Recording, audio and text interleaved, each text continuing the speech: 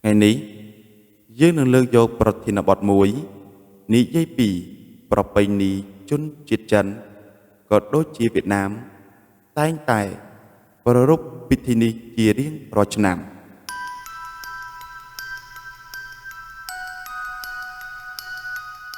ពិធីសែនដកជើងធូបជាពិធីសែនមួយនៅក្នុងប្រពៃណីចិនដែលតែងតែធ្វើឡើងនៅមុនថ្ងៃបុណ្យចូលឆ្នាំថ្មីឈានចូលមកដល់ពិធីសែនដកជើងធូបនេះត្រូវបានធ្វើឡើងចន្លោះពី5ថ្ងៃនិង7ថ្ងៃមុនថ្ងៃចូលឆ្នាំប្រពៃណីចិននិងវៀតណាមមុនពេលដកជើងធូប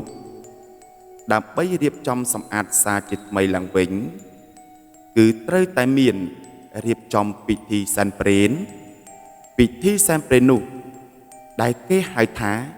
សែនដកជើងធូបពោលគឺជាពិធីសែនដើម្បីសុំដកជើងធូបដែលមានរៀបចំកំប៉ុងជើងពៀនឬផើងសម្រាប់ដោតធូបសារជាថ្មីឡើងវិញដែលនឹងទុកសម្រាប់ប្រើប្រាស់រយៈពេលពេញមួយឆ្នាំតទៅមុខទៀតពិធីសែនដកជើងធូបជាពិធីសែនមួយក្នុងចំណោមពិធីសែនព្រេននានានៅក្នុងប្រពៃណីជនជាតិចិនដែលគេធ្វើឡើងនៅមុនថ្ងៃចូលឆ្នាំថ្មីរៀងរាល់ឆ្នាំចំពោះការដកជើងធូបពីពៀនកំប៉ុងឬផើងដាច់ខាតត្រូវរក្សាទុកជើងធូប5សរសៃនៅកន្លែងទេវតាចំណែកនៅកុងម៉ាគេរក្សាទុកផើងធូប3សរសៃអ្នកកាត់ចិនវៀតណាមខ្លះក្រោយពីដកជើងធូបហើយត្រូវអុជធូបសារជាថ្មីនៅកន្លែងទេវតាត្រូវអុជធូប5សរសៃនិងនៅកន្លែងកុងម៉ា3សរសៃដែលជាការស្វាគមន៍ទេវតានិងកុងម៉ានឹងចុះមកបីបាច់ថែរក្សាកូនចៅឲ្យចម្រុងចម្រើននៅថ្ងៃសែនសម្រាប់ទទួលឆ្នាំថ្មីប្រពៃណីដែលជាត្រណមរបស់ប្រជាជនចិនក៏ដូចជាប្រជាជនវៀតណាមសម្រាប់រយៈពេលពេញមួយឆ្នាំជើងធូបឬកន្ទុយធូបត្រូវគេដកតែម្ដងប៉ុណ្ណោះពីកំប៉ុងផើងឬពៀនសម្រាប់ដោតធូបគឺចាប់ពីដើមឆ្នាំរហូតដល់ចុងឆ្នាំទើបគេហ៊ានរុះរើនិងដកជើងធូបរៀបចំឡើងវិញតាមជំនឿជាប្រពៃណីចិននិងវៀតណាមការសែនដកជើងធូបគឺជាពិធីអរគុណនិងជូនដំណើរកុងម៉ាដែលហៅថាដូនតានិងទេវតាឆ្នាំចាស់ដែលបានថែរក្សាការពារឲ្យចម្រុងចម្រើនពួកគេអស់រយៈកាលមួយឆ្នាំកន្លងមកឲ្យត្រឡប់ទៅឋានសួគ៌វិញដោយសេចក្តីសុខសេចក្តីចម្រើនបន្ទាប់ពីកុងម៉ា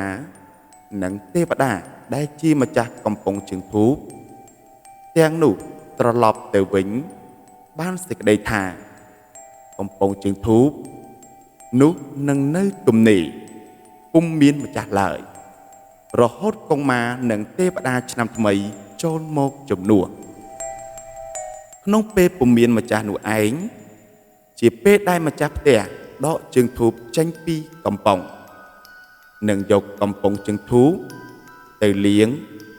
សម្អាតសម្រាប់រៀបចំទទួលទេវតាឆ្នាំថ្មីពាក្យថាសែនដកជើងធូបបានសេចក្តីថាសែនអរគុណនិងជូនដំណើរកុងម៉ាទេវតាឲ្យត្រឡប់ទៅឋានសួគ៌វិញទោះបីជាបែបណាចំពោះករណីចាំបាច់ដូចជាពេលមានជើងធូបច្រើនពេក ដែលអាចបណ្ដាលឲ្យមានអគ្គិភ័យជាដើមនោះគេក៏អាចដកជើងធូបចេញក៏បានដែរប៉ុន្តែត្រូវធ្វើពិធីសែនត្រឹមត្រូវដើម្បីសុំអនុញ្ញាតពីកុមារនិងទេវតាហើយការធ្វើពិធីដកមុនពេលកំណត់នេះធ្វើបានតែនៅថ្ងៃទី13តាមប្រតិទិនចន្ទគតិរបស់ចិនតែប៉ុណ្ណោះទោះជានៅខែណាមួយក៏ដោយចំពោះការបំលាស់ទីរបស់កំប៉ុងឬជើងពៀនជើងធូបគឺជើងត្រូវកាន់ហើយលើកឡើងឲ្យផុតពីទីដែលបានតម្កល់ប៉ុន្តែកុំអស់កំប៉ុងឬជើងពៀននោះឲ្យសោះទើបជាការលើករាសីដល់ម្ចាស់ផ្ទះហើយកុមារឬទេវតាក៏នឹងមិនខឹងសម្បាសម្រាប់អ្នកដែលថែរក្សាជើងធូបនោះដែរអរគុណច្រើនសម្រាប់ការស្ដាប់សូមជួយចុច like និង Subscribe ដើម្បីបានអត្ថបទនៅថ្មីៗបន្តទៅទៀត